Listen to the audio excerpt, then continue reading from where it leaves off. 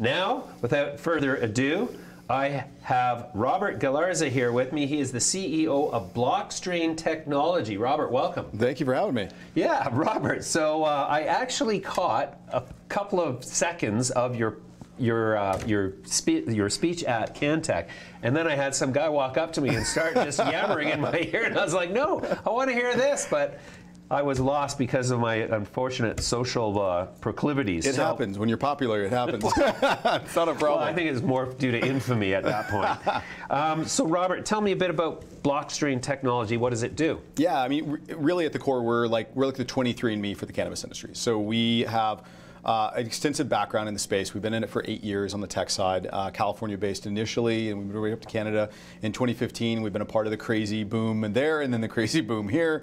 Really, at the core, we understood that testing and integrity of the product was consistently an issue we were running into, right? How can you really track and trace? How can you really find your cannabis, right? You know, the concept behind the weed maps. Speaking about a subject that is near and dear to my heart. Yeah, unless you know what it is, right? So the great part about technology and science is advanced. Genomics really advanced over the past few years. So we were able to marry genomics, science with technology and integrate blockchain specifically from the immutability perspective, right? I mean, really focusing in areas where integrity is an issue, and testing it's an issue, and product identity is an issue. Strain names, the old street names kind of need to change and evolve away from, not necessarily we want to get rid of strain names. Granddaddy Perps. You just need to know that Granddaddy Perps is actually Granddaddy Perps, and that's really what our mission's been. Okay, so how do you insert biomarkers into the plants at the growing level, or how do you establish an identity for a plant? Yeah, it's actually a lot simpler than that. I mean, we've seen a lot of these platforms come online, or companies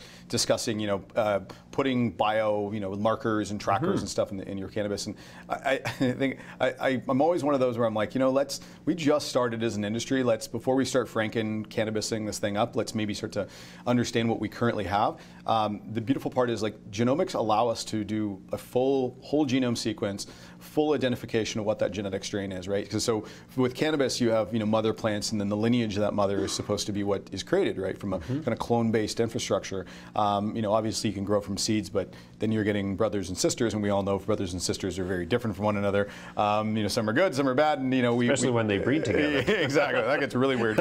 So what we really try to focus on more than anything else is saying, look, we have the tools right now to be able to say, if these are the 10 or 20 or 30 strains with which you're propagating and growing, we can identify those. And then beyond that, we can implement rapid genetic verification tests, right? So now when you're testing for chemistry, microbial, pesticide screenings, which we also are empowering laboratories to do rapidly and quickly, we can take all that testing data, all that validation data, and put it into, the blockchain there for immutability, but really push it into track and trace systems so that we're really, at the end of the day, providing a QR code for consumers to say, hey, look, this has been tested, it's valid, it's been screened, and genetically it's what it's supposed to be. And that's, for people like myself who love the industry and have been a part of it for so long, we don't want to see commoditization. I will gladly buy $20 grams of cannabis, gladly, if I know what it is. Right? I just want to know it's going to be consistent. I want to know it's going to make me feel a certain way. Right. Well, that's fascinating. So you're able to identify the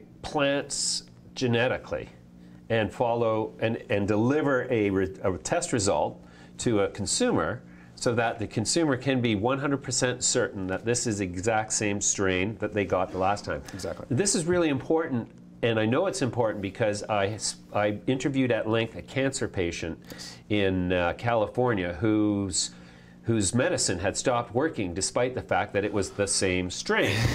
And the chemist who was brought in to analyze what was going on and figure out why this strain had suddenly stopped working realized that there had been a genetic mutation due to a biological contamination that caused the strain to mutate somehow, some way. And there was one of the myriad CBDs or cannabidiols or THC elements that had become absent. And it turned out to be the one thing that needed to be there for the entire entourage effect that was causing some cancer regression, I guess, to be effective. So he suddenly found himself in a position where now he wants to measure all the cannabis that comes through his sort of universe to ensure that this is exactly got everything he needs in it. He's not wasting his time and his life counting on something that maybe doesn't work. And that's a heavy burden to place upon consumers and patients, right? Yeah. I mean, it should be incumbent upon us in the industry. We have the resources, we have the capabilities with which to do this right now. And really, the nice part for as a business, we've met with growers and they want to understand, right? You don't want to be able to say, look, I've been growing the same strain for 5 years. Why is it changing, right? And that's the one thing that we, don't really tackle as much in the industry, right? Is that none of these cannabis strains genetically have a history in Canada, right? So now when we say, okay, well now we're going to grow them in a greenhouse in Ontario, that's good, all good and well, but they have a 10,000 years or 20,000 years of genetic predisposition to certain things around the environment with which they grew up in. I mean, cannabis plants have, the genome is a third the size of the human genome, so they are very unique plants in that way. And so because of those characteristics, if we can analyze them over a period of time, part of our value that we want to add to our customers is providing that genetic data back so that they can really be empowered by it, right? And be able to say, look, wow, you know what, I'm studying my genetic library, here's the distribution, here's the supply chain aspect of it.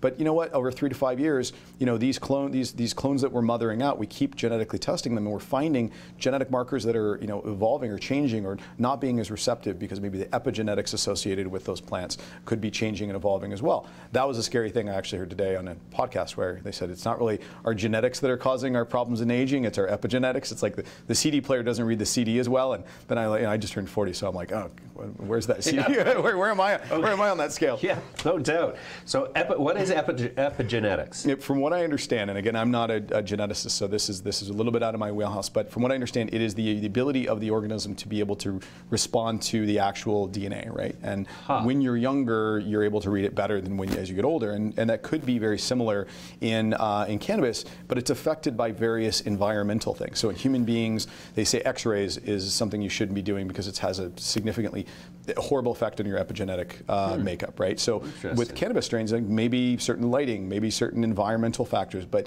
how can we really know that unless we start to, index it and really start to, create a real registry where we can really understand it? Yeah.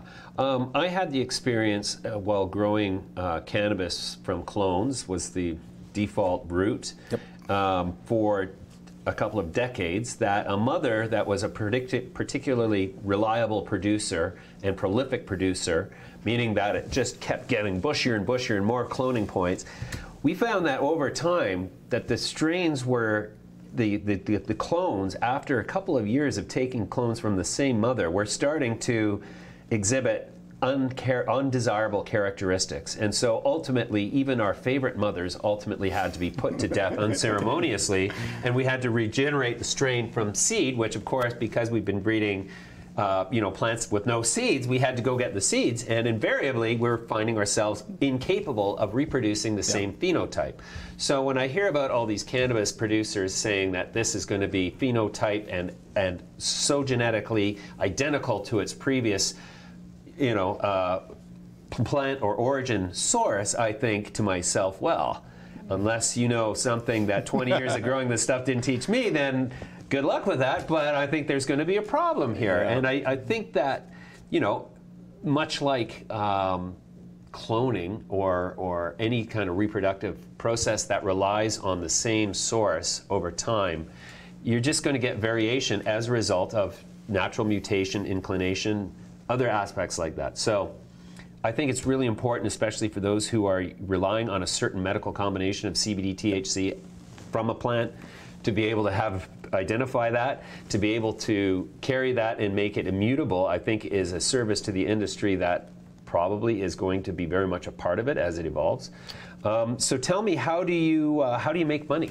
So part of being a software company, there's two routes you can always take, right? Which is come in, try to sell your services, hard costs up front, or you can basically implement yourself as a part of the transaction. Right. We just chose the latter. We come into our production partners, we provide the software for free, lab partners same way, but we make money on the testing. So as testing moves through, we coined ourselves the Expedia of the testing world. We want to be able to come in, onboard as many laboratories from both a genetic perspective and a chemistry and microbial and pesticide screening perspective, figure out who's running the most efficiently, be able to push as much product as we can through those pipes, because that's the other side of the bottleneck of the industry too, right? How do we get all this product through? But there was a huge scathing study that just came out in Oregon today.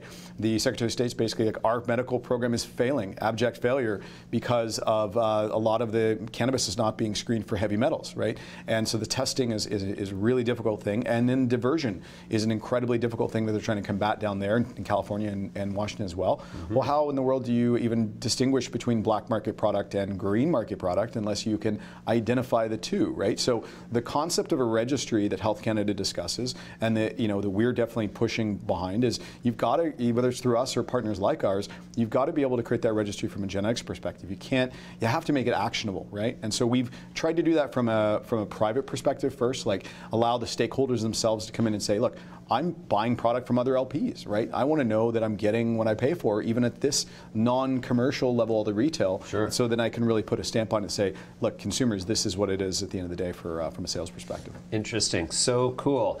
All right, Robert, we're going to leave it there for now. We're going to follow this story closely because I'm really interested in what you're doing. Thank you very much for joining me today. Thank you for having me.